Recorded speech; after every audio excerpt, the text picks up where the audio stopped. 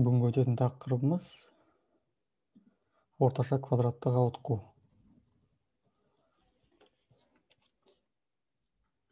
Орташа квадраттық ауытқудың формуласы ол дисперсияның квадраттық түбірастысы. Яғни орташа квадраттық ауытқуды табу үшін алдымен бізге дисперсияны табу керек. Ал дисперсияны табу үшін қарасаңыздар бізге керек орта мәнді табу керек. Бастайық. Бірінші мысал. Кестеде оқушылардың үй жұмысын орындауға жұмсайтын уақыттары көрсетілген. Бірінші оқушы 2,5 сағат уақыт жұмсайды екен, екінші оқушы 1,3 сағат уақыт жұмсайды екен, тағы сол сияқты ең соңғы оқушы 3 сағат уақыт кетіреді екен үй жұмысын орындауға. Енді осы белгілі болса, онда осы таңдамалардың орташа мәнін, дисперсиясын және орташа квадраттық ауытқуын табу керек. Жақсы, бастайық. Шешу. Таңдаманың көлемі неге тең? Мына жерде саны неге тең? Сандар саны. Неше сан бар бізде? 30. 30. Бізде мұнда 30 оқушыдан сұраған. Үй жұмысын орындауға қанша уақыт жұмсайтындарында. Жақсы. Ең үлкен сан неге тең бізде мұнда? 3,2. 3,8. 3,8. 3,9 бар екен ағай, кешіріңіз. 3,9 бар ма екен? 3,9. Аха. Ал ең кішісі? 1,1 қойдым. 0,7. 0,7. 0,7 екен бізде. Яғни ең аз уақыт жұмсайтын оқушы ол бізде 0,7 сағат жұмсайды екен. Ең көбі 3,9 сағат уақыт жұмсайды екен. Жақсы. Бұл жерден қарасаңыздар, таңдамамыз әртүрлі. Мысалы, 2 сағат деген мұнда жоқ қойдым, одан басқа. 2,5 сағат мысалы бірнеше күнік. Сондықтан бұл жерде егер жиіліктері аз болса, әрбір таңдаманың, онда бізге мұнда интервалдық кестені салған ыңғайлы болады. Интервалдық кестені салайық. Интервалды біз алайық 1 сағат деп. Біріншісі интервал. Интервалды бөліп алайық. Біріншісі болсын 0 мен 1 сағат аралығы.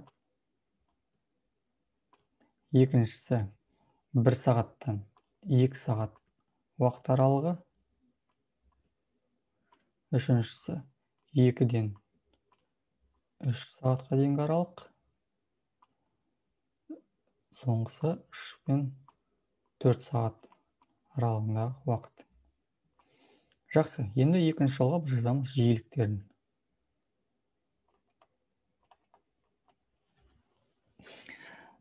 Былай істейік, қараңыздар. Біз мына жерде бір қараңыздар, екі жақта да орналасқан, сондан біз былай істейік. Бірді мына жаққа кіргізейік та, ал мына жақта бірден кейінгі сандарды алайық. Біздің аралығымыз осындай болады. Яғни 2-ні біз сол жаққа кіргіземіз. Мысалы, мына жерде бірді мынаған кіргіземіз. Бұлай болады аралықтарымыз.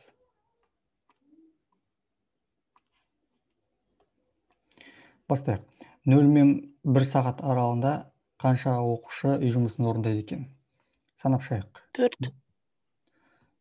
4 оқушы. Білесіздер, қалай санайтындарыңызды. Бұлай іздеп шығарсыздар да, бұлай сыз отырсыздар. 1, 2, 3, 4. Жақсы. Енді 1 мен 2 сағат аралығында уақыт кетіретін оқушылар неше? 1, 2, 3, 4, 5, 6, 7, жоқ. 7, 8, 9 оқушы екен, е? Келісесіздер ме? 9 оқушы, е? Жақсы. Енді 2 мен 3 сағат аралығындағы сандар. 1, 2, 3, 4, 5, 6, 7, 8, 9, 10, 11, 12. 12. Қалды енді бізде 1, 2, 3, 4, соңғысы 5 екен. Жақсы. Енді тексерейік. Бізде расында да 30 оқушы ма екен мына жерде. Осыны қадағалап отыру керек. Мына жерде жиіліктердің қосындысы 30 шығу керек. Кәне есептейік. 30 шықты. 4 қосу 9, қосу 12, қосу 5, 30 шыға ма арасында тексеріңіздерші? 12-ге 9 қосқанда 21 шығады, 5-ге 4 қосқанда 9 шығады, 2-ін қосқанда 30 шығады. Жақсы. 30 екен. Яғни дұрыс екен есептегеніміз. Жақсы. Енді біз қазір мына ауытқуларды есептейік. Міне жақшаның ішіндегі өрнектерді есептейік. Оны есептеу үшін бізге керек орташа мән. Біз дайындап қояйық үшінші жолымызды. Біздің үшінші жолымыз. Қазір мен жерге артық мәселелер өшірейін.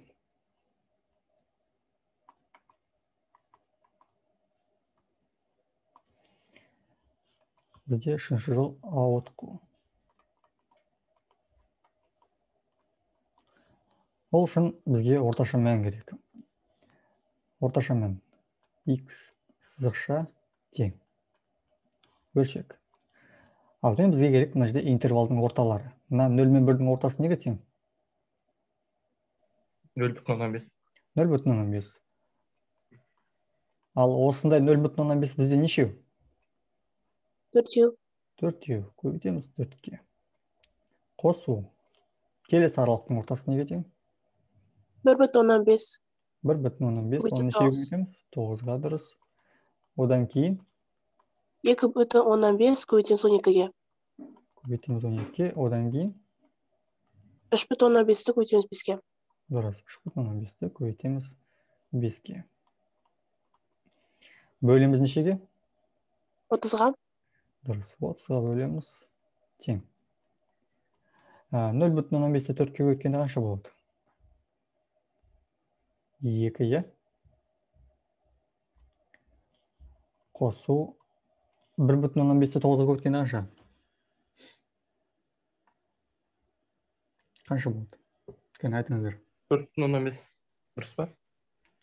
4,15 емес, 4,15-ті қосасың 9-ға. 1,15. Иә, 1,15-ті 9-ға өткенде керісінше қосасың 9-ға. 4,15 қанша болады сонда? 13,15 па? Иә.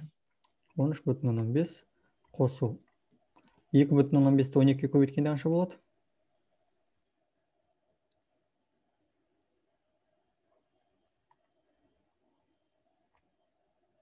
27 қойдың е? Так. 30 емес па? 2,15-ті 12-ге өткенде 2,15. Бұлай есептейік, қараңыздар. Иә, 30 екен ағай. 0,15-і 12-нің 0,15-і ол 6-ға тең. Ал 2-ні 12-ге көбейткен кезде болады 24, ол 24-ке 6-ға қосқан кезде болады 30. Қосу 3,5-ді 5-ке өткен қанша болады?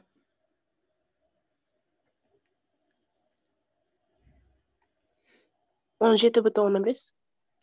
17,15. Жақсы, есептегенді осыны. Қосындыны. Так. Мына екен қосқан кезде неге тең болады? 13,5 мен 17,5-ды? 21. Ой. 21 емес. 31. 31. 31-ге мынаны қосқан кезде? 61, 63. 61-ге, иә, 2-ні қосқан кезде 63. 63 бөлінген 30 екен. Нешеге қысқарады? 30-ға. Жоқ. 3-ке қысқара ма?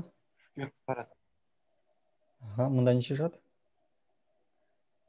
21, Мында 10. 10. Сонда бізде 10-нан 21 екен. Немесе 10-ды көшірмей жазған кезде қалай болады ол? 2,1. 2,1 дұрыс. Сонда бізде x сызықшамыз тең екен 2,1-ге. Жақсы.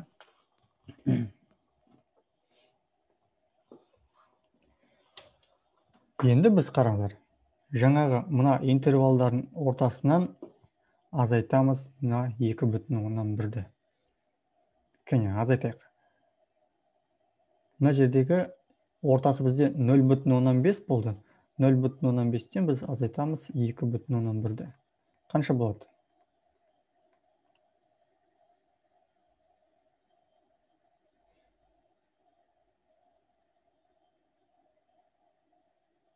Нөл бүтін оннан бестен 2,1-ді азайтқан кезде 21-дің 5 азайтқан кезде қанша? 2,14 па? 21-ден 5 азайтқан кезде қанша?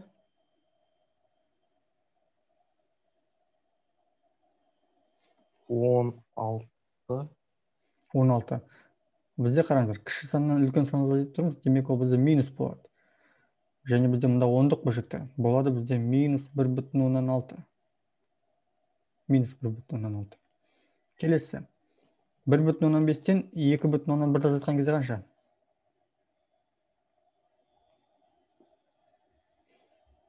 Минус 0,6. Минус 0,6, дұрыс. 2,5-тен 2,1-ді азайтқан кезде қанша?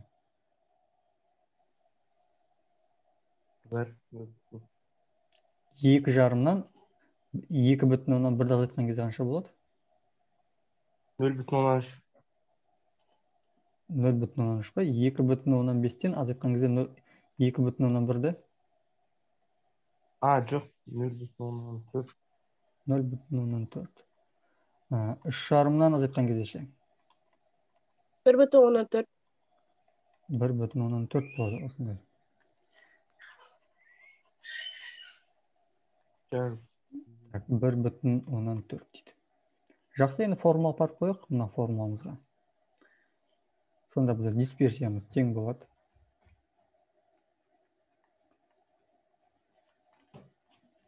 Бөлшек. Қараңыздар. Ауытқулардың квадраттары. Яғни бізде минус 1,6-ның квадраты көбейтілген жиілігіне. Біз мына жерде қараңыз, оны қайталап жазбас үшін әрқайсысын жеке-жеке. Біз оны неше рет қайталанады, соған көбейте салайық. Көбейтеміз 4-ке. Қосу. Кімді квадраттаймын келесі?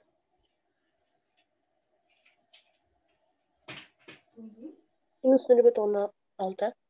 Көбейтеміз 9 квадрат. Көбейтеміз 9-ға. 9-ға, дұрыс. Одан кейін 0,14 квадрат көбейту 12. Көбейту 12, дұрыс. Қосу 1,14 квадрат көбейту 5. Дұрыс. Бөлеміз нешеге? 30-ға. 30. Енді осыны есептеу керек. Есептейік. Мен калькулятор шығарайын мына жерде. Қараңыздар, минус 1,6-ның квадраттайық. Болады 2,156, оны көбейтеміз, сосын 4-ке. Болады 10,124 екен. Қосу. Одан кейін минусты мен алып жатқан жоқпын, өйткені минусты квадраттаған кезде бәрі плюс болып кетеді, сондықтан тек оң сан ретінде алып квадраттай берейік. Квадраты көбейту 9 болады 3,124 екен. Қосу. Одан кейін 0,14-дің квадраты көбейту 12. 1,192 екен. Қос. Так, тағы біреу бар бізде. Қосу 1,14-дің квадраты тең. Көбейту 5.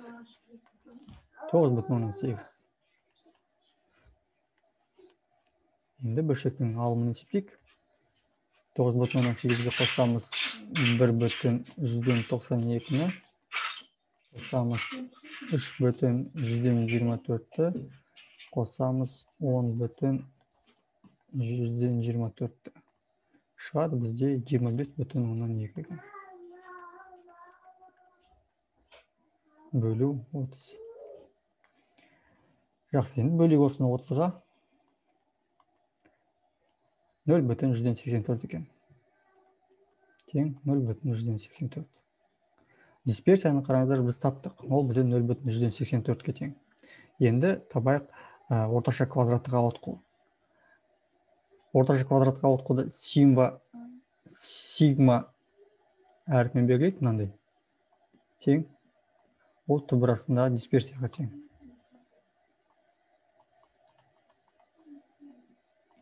Тең. Яғни түбір астында 0,184-ке. Жуық мәнін табайық. Осының жуық мәнін. Ол бізде қараңыздар үтірден кейін бір цифрды алайық, 0,9-ға тең екен. Жуық шамамен 0,9-ға тең екен. Жауабы орташа мән бізде тең болды 2,1-ге, дисперсиямыз тең болды 0,184-ге, ал орташа квадраттық ауытқымыз жуық шамамен 0,9-ға тең екен. Есеп аяқталды.